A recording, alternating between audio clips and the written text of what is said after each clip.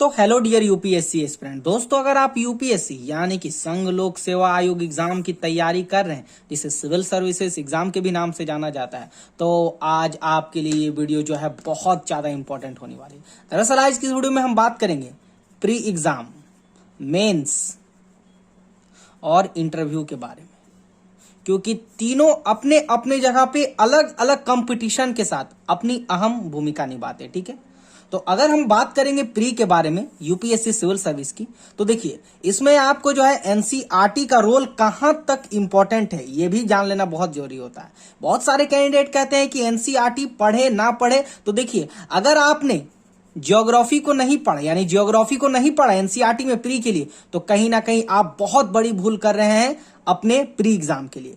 क्योंकि अगर आप ज्योग्राफिकल टाइप से, यानी कि अगर आप भूगोल के आधार पे अगर आपने एनसीईआरटी को पढ़ा, तो कहीं ना कहीं प्री के एमसीक्यू में वो आपको बहुत फायदा देगा।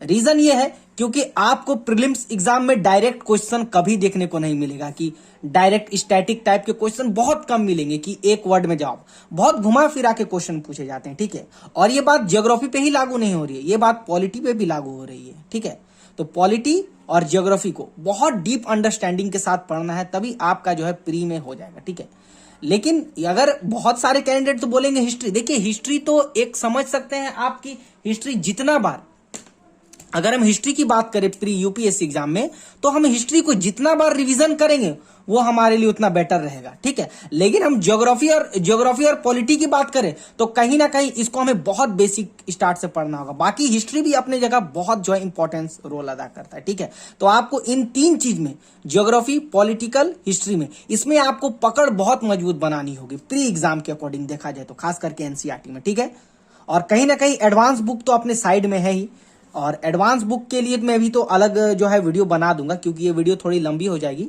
इसीलिए थोड़ा लेट ना करते हुए हम आगे की भी ओर पढ़ेंगे। और अगर हम मेंस एग्जाम की बात करें तो मेंस एग्जाम में सबसे ज्यादा इंपॉर्टेंट होता है आपके स्टैंडर्ड बुक्स, क्योंकि अगर आपने यहां एनसीईआरटी पढ़ के गया है, अगर आपने यहां पे एनसीईआरटी पढ़ करके आप यहां तक पहुंचे, तो कहीं ना कहीं आपका उस टाइप तक, और कहीं ना कहीं प्री क्वालिफाई हुआ है, तो कहीं ना कहीं मेंस के लिए आपको अब ज्यादा रटने की जरूरत नहीं है, समझने की जरूरत है।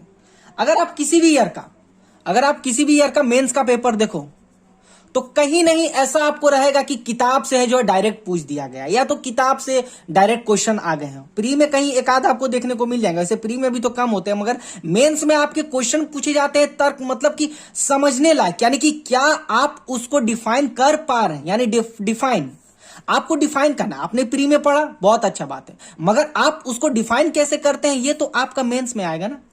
तो मेंस के लिए बहुत जरूरी हो जाता है। मेंस में इसके लिए आप कोशिश करेंगे, आपने प्री में जो भी पढ़ा एनसीईआरटी, कम से कम कोशिश करें आप कम से कम 4 घंटे, और ये 4 घंटे से ज्यादा भी हो सकते हैं, आपको प्रॉपर मेंस की आंसर राइटिंग करना है। ठीक है, अब बहुत सारे कैंडिडेट क्या होते हैं कि मेंस में आंसर राइटिंग करते टाइम घबरा जाते हैं कि हम क्या कर रहे हैं, क्या। देखो कभी भी ये मत सोचना कि हम क्या लिख रहे हैं, क्या समझ रहे हैं। वैसे भी कोई यूपीएससी में कोई 90% आज तक कोई ला करके बैठा नहीं है। आप जा करके देखो स्कोर 54, 55, 56% में ऑल इंडिया रैंक जो है 1 हो जाते हैं, आपने ध्यान दिया होगा। ठीक है, तो आपको उतना घबराने की जरूरत नहीं है कि आपको एकदम पूरा बुक छाप के आना है। आपने जिस टाइप में प्री में पढ़ा है उसी टाइप को आपको यहां लिखना है, यानी प्री में आपने जैसा पढ़ा है उसी को थोड़ा बेसिक्स पढ़ के आपको बस लिख करके वो आना है। और इसके लिए जो सबसे एक इंपॉर्टेंट वर्ड मैं यहां कहना चाहूंगा, देखिए मैं यहां किसी बुक को प्रमोट कर नहीं रहा हूं। ठीक है, आप कोशिश कीजिए कि आप इग्नू के जो हिस्ट्री या पॉलिटी या इकोनॉमिक्स या ज्योग्राफी जो है, आप इग्नू के जो है नोट्स पढ़िए या इग्नू के बुक्स पढ़िए। आप इसको एक बार पढ़ के देखिए, आपको मैं नहीं ये कह रहा हूं, आप खुद पढ़िए, एस्पिरेंट हो, समझ जाओगे कि ये कितना इंपॉर्टेंस रोल अदा करता है जो है हमारे मेंस के लिए। मेंस के लिए बहुत हेल्पफुल है। कहीं ना कहीं हम अगर प्री को, मतलब प्री के लिए एनसीईआरटी तो पढ़ना जरूरी है, एनसीईआरटी इसको पढ़ के, एडवांस बुक को पढ़ के, और अगर हम मेंस के लिए इसको पढ़ रहे हैं तो कहीं ना कहीं बहुत आपका जो है हेल्प करेगा मेंस एग्जाम में। ठीक है, ये तो हो गया मेंस का। और अगर हम इंटरव्यू की बात करें तो इंटरव्यू देखिए आपका अपना सेल्फ है।